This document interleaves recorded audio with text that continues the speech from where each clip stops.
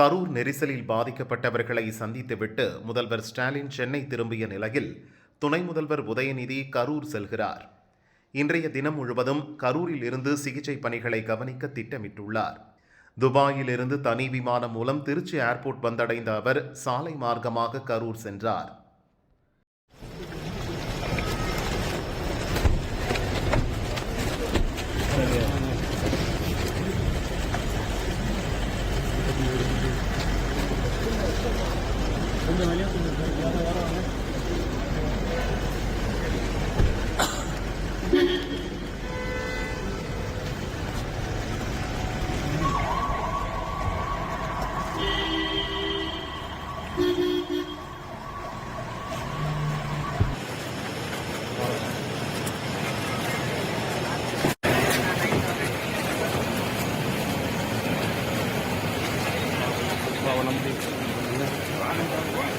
உள்ள போ